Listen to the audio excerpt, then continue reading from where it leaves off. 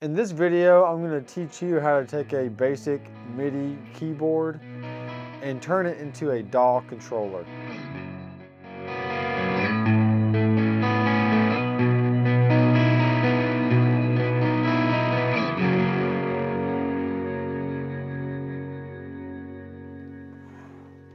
If you have one of these in your studio, then you're probably used to using, some basic melodies or comping chords or using this with virtual instruments. But I want to show you how you can use the MIDI functions to actually control parameters within your DAW, whether that be track volume or using the pan knobs to pan things left and right, or just to trigger different actions within your DAW. So let's head on over to the computer and check it out. All right, so we're looking at a session here in Reaper, and this has been my main DAW for about 5 or 6 years now. And if I go over to the mixer view, you can see that here's all my tracks. I do have a lot of my tracks in folders, like for instance, here's my drums. And, here's like a piano, stereo piano, which I have in a folder. There's a banjo group, which I have 2 microphones that was on a banjo. So that's all well and good. So the first thing that you need to do is go to Options and then Preferences. And then make sure that you go to Audio, MIDI Devices. And this is the Axiom 25 from M-Audio. I wanted to be able to use the keyboard as a controller, but I never could figure out how. And then when I saw that you had to have the Enable Input for Control Messages clicked, that is what's going to allow the keyboard to talk to the DAW and therefore be assigned via MIDI. All right, so what we're going to do is, first of all, you have to go to Actions and Show Action List. And let's say we want to do something in the transport. All right, so I'm going to go down here to Play.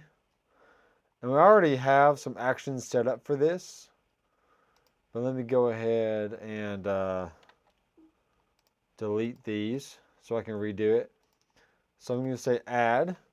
Then as soon as you press one of the buttons up here, you can see that it goes into effect.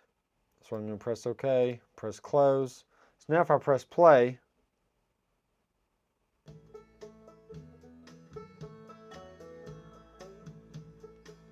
okay. And now if I press Stop, it's going to stop as well. And I've already made that action prior to this video, but I'm just going to show you again. So we do have play and stop right here. We do have record mode, which is this button. All right, so there's my transport stop down there. That's showing up as MIDI channel 16, CC23, and that's what this button is doing. All right. Also, what I've done is I've assigned the fast forward and rewind buttons right here to actually toggle between your different markers in the session, which is really cool. So it makes things really fast.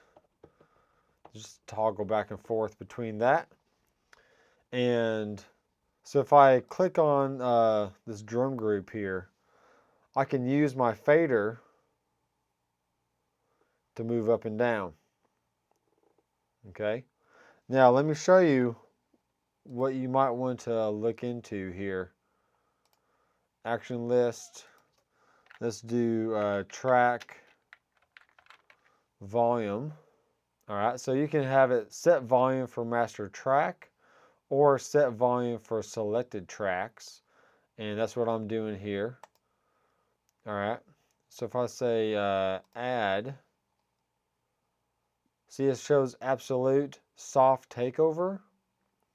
So the soft takeover, what that's doing is, depending on where this fader is, the knob you're using is not going to take over the knob on the screen until it passes the threshold of where the fader was currently. So I can just go in here, click on different tracks, move those up and down. And let me show you something here. So dobro group.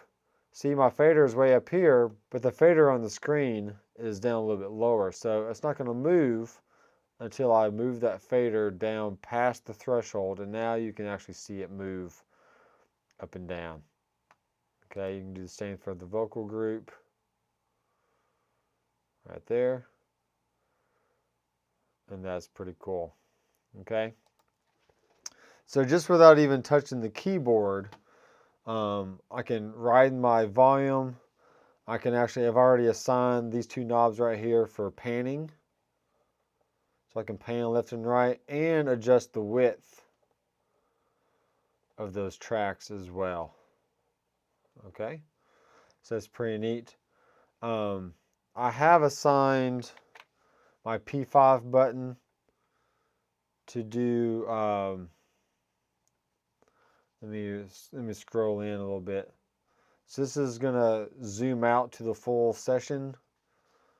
And if I was zoomed in really far like that, P5 would just zoom out to the session.